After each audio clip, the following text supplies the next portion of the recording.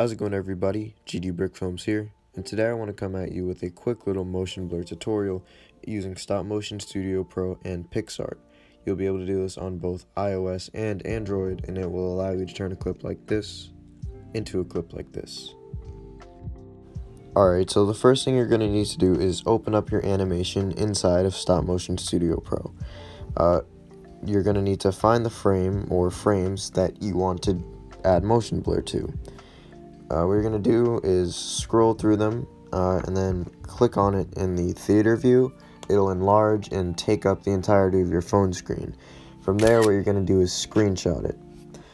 This is going to allow us to take that frame, put it into PixArt, add motion blur, and then export it back into Stop Motion Studio Pro. Now that you have your frames, you're going to want to open them one by one, obviously, in PixArt. There will be an FX button at the bottom. You just click on that and it brings up a pop-up menu.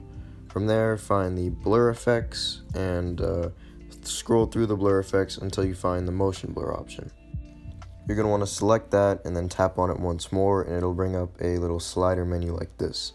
From there, you'll be able to actually adjust how the blur looks in your shot. So the distance is just going to be how far away from the subjects the blur actually gets. And of course, the angle is whatever angle the blur is actually going at. This picture here was sort of diagonal, so I adjusted it to look like so. But if it was horizontal or vertical, you would just, do that to get it to the way you wanted. And then of course you have the fade, which is just going to be pretty much the intensity of the blur.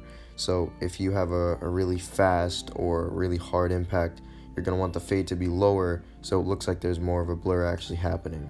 But if it's something a little bit softer, then of course you just turn the fade down.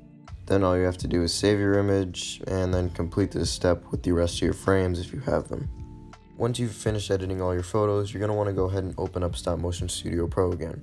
Go into whatever project you were working on, obviously, and scroll through to whatever frame it was that you edited, or at least one of them.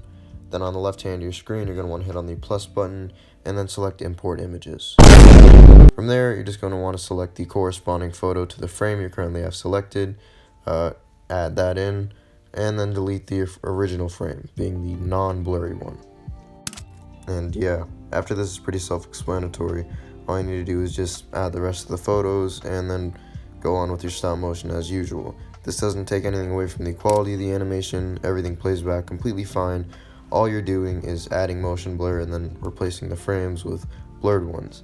I haven't seen this done personally, and I kind of came up with this on accident, but I hope that this helps you guys. I think it works great, adds a lot to animation, and I'll see you guys in the next one.